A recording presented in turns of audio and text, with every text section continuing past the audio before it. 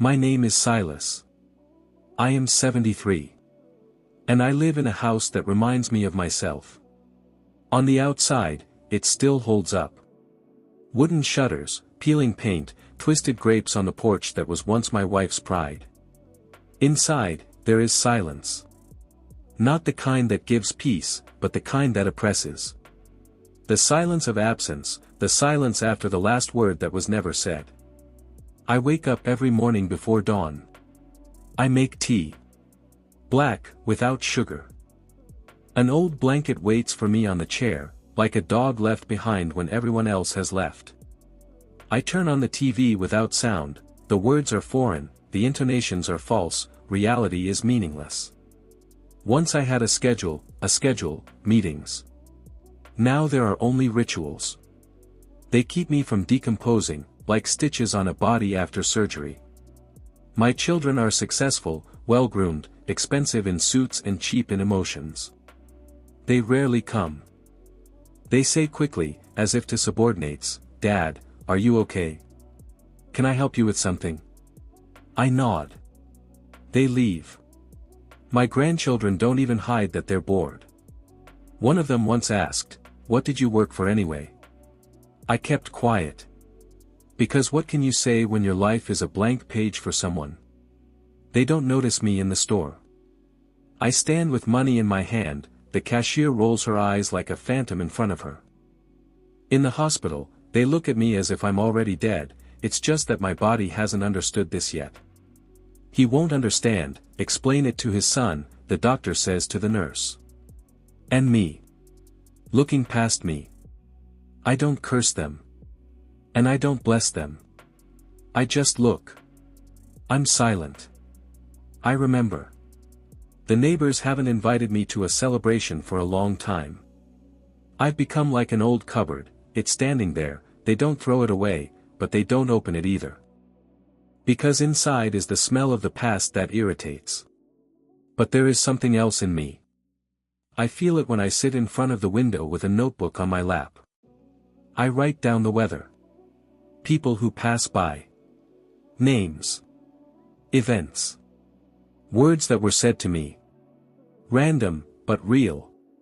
Like scars, small, but deep. I am not angry. For now. I am not taking revenge. For now. But I remember. And I see. I see more than they want to show.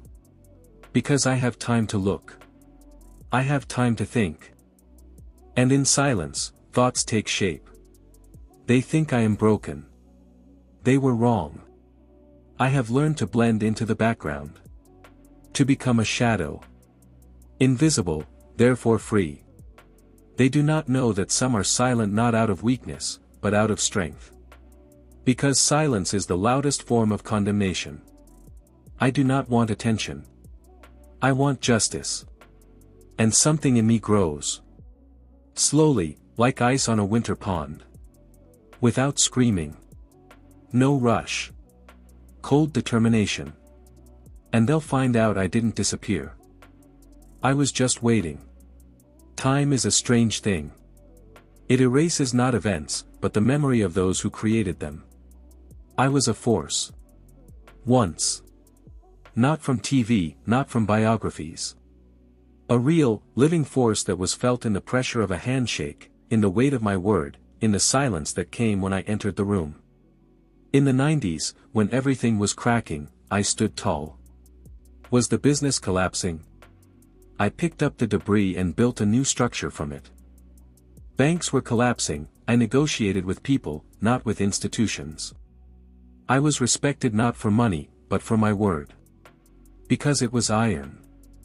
And those who violated it had to choose, either apologize or disappear from the playing field. I remember how after the crisis of '98 my partner stole millions from the account. I did not sue. I knew how to play the long game. 2 years later, he was standing in my office, without a business, without a home, with empty eyes. And I gave him a hand, but not help.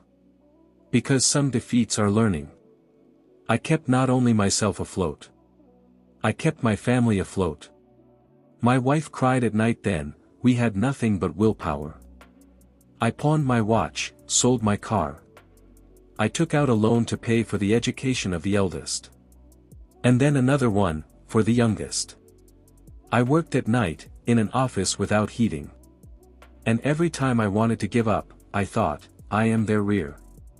If I fall, everything will fall. And I didn't fall. When my mother was sick, I sat by her side, despite all the things.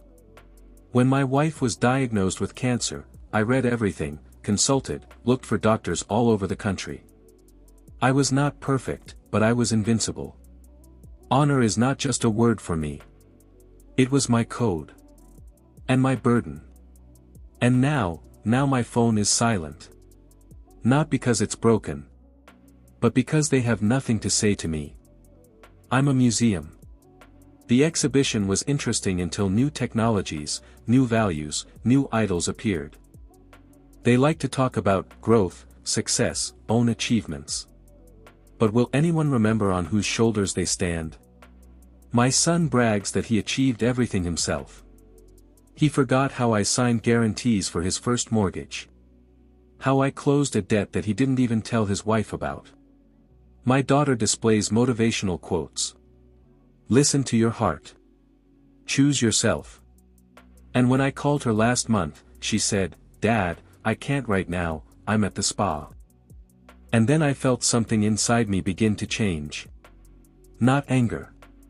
Not pain. But clarity. They forgot. I don't. I see clearly.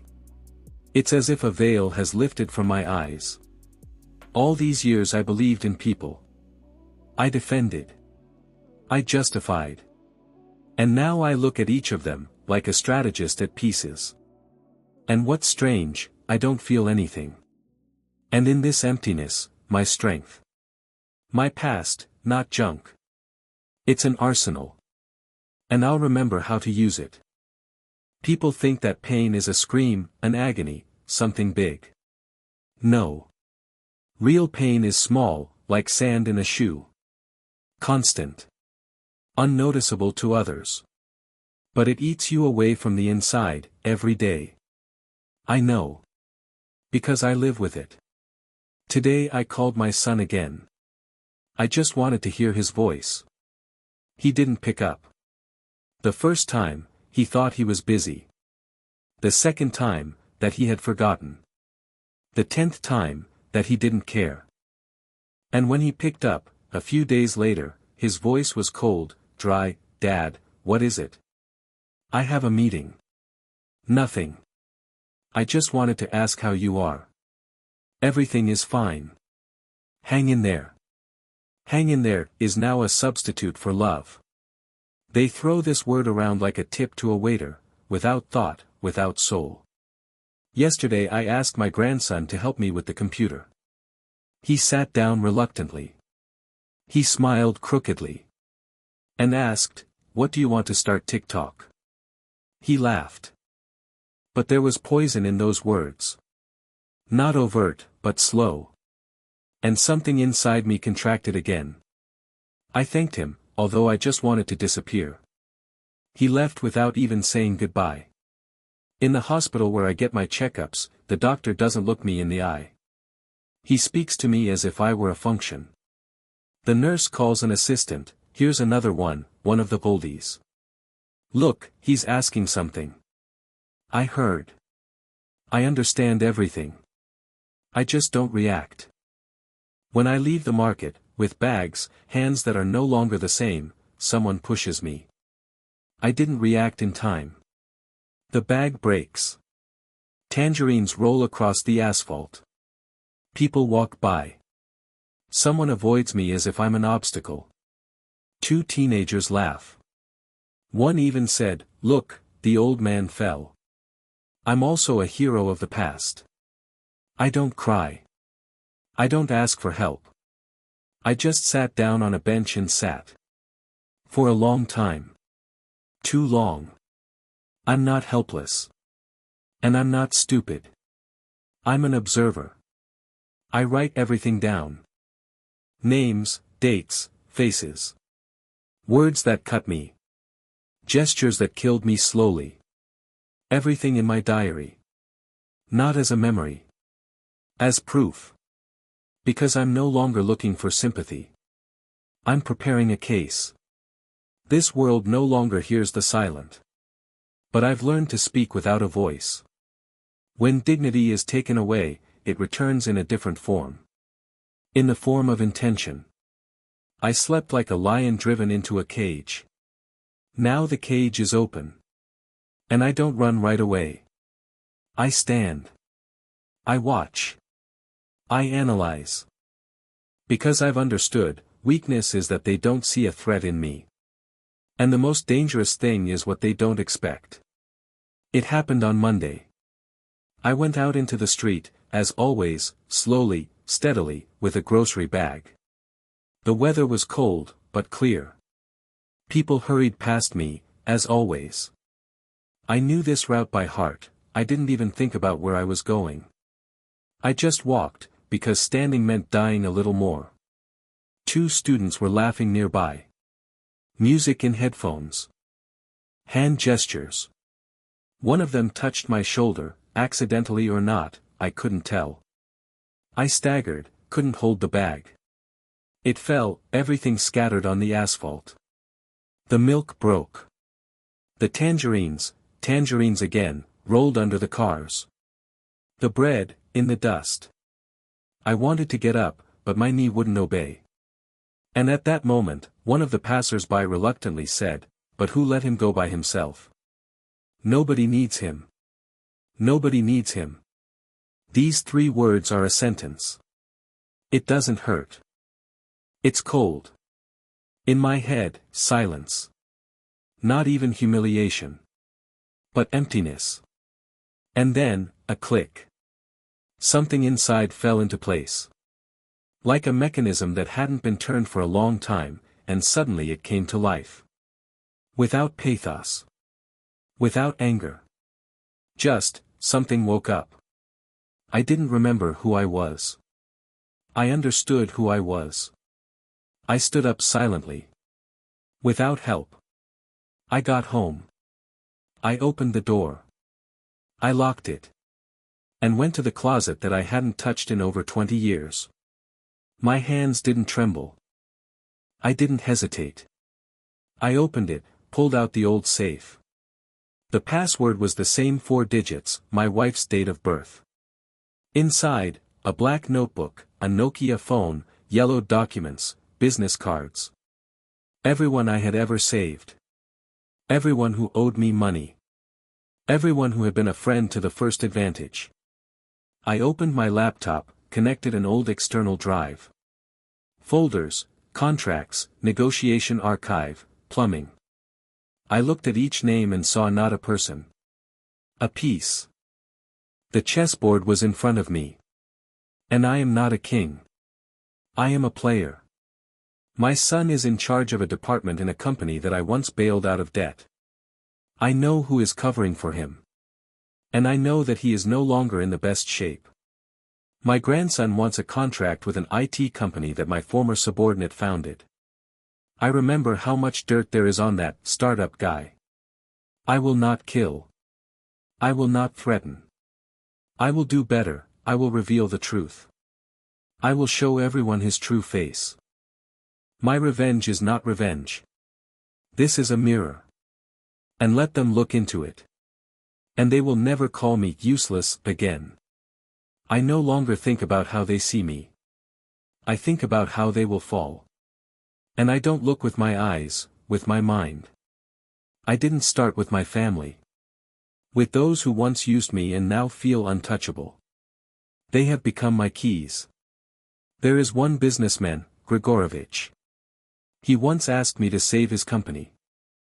Then I cleaned up the documents, reached an agreement with the bank, forced the competitors to relieve the pressure. He survived, and in his first interview he said that he did everything himself. Now his son works in the same company where my son is the head of the department. I sent several anonymous materials to the supervisory board, old contracts, hidden payments, registered under false persons. Everything is the truth, just forgotten in time. Where there is truth, there is no need for threats. Then, my son's partner, a cunning lawyer with a spotless biography. I called him from that old phone, said a few sentences that only he and I know. He understood. And in one night, I broke off everything that kept my son afloat, including cooperation. I didn't raise my voice. I didn't even sign. Silence speaks for me. Grandson. He believed that the world owed him. He is arrogant, self-confident, deaf to everything except himself. He bragged that he would get a position in a startup. I found old correspondence from his future employer, the same person I once helped out of debt. One message was enough: before you hire someone on your team, check whose name he trampled. The contract burned down before it was even signed. And then, a chain. Small leaks in the media about the undisguised machinations of one deputy, friendly to my daughter. He panicked, disavowed her in one day.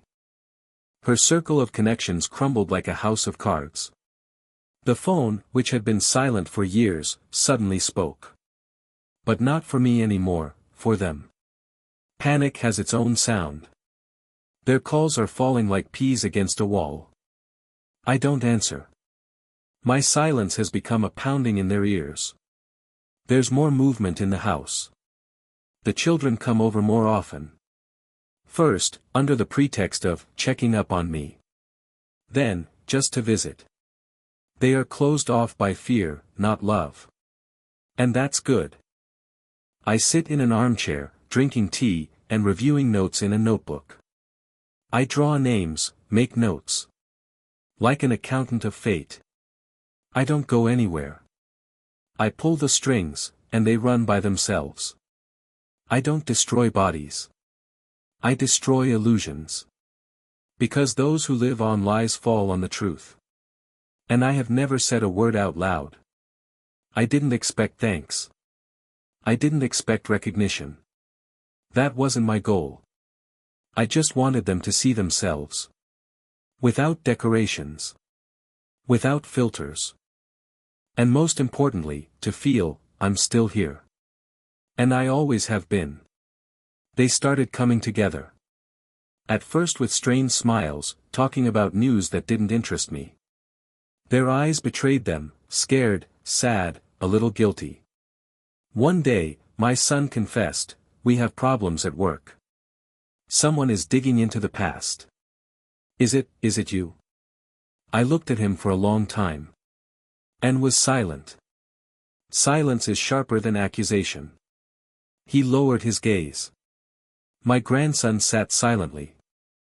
He didn't scroll through his phone. He didn't make fun of me. He just looked at me, for the first time not as an artifact of the past, but as someone who sees through it. My daughter brought a cake. Like the one she had once had when she was 15. We didn't eat it. But the gesture was made. A different kind of silence began to be heard in the house. Not cold. Tense. The kind in which realizations are born. They didn't need words. They felt, I was no longer someone who could be crossed out. I didn't forgive. And I didn't reunite. I simply allowed them to realize the consequences. I didn't destroy anyone. I only removed the protective layers. Showed the truth. And walked away. Today is the last day of recording. I turned the pages of the notebook. And on the last page, left a phrase. The last entry in the diary, they forgot who I was. And finally understood who I had become. Respect the silence of an old person, because sometimes it sounds louder than revenge.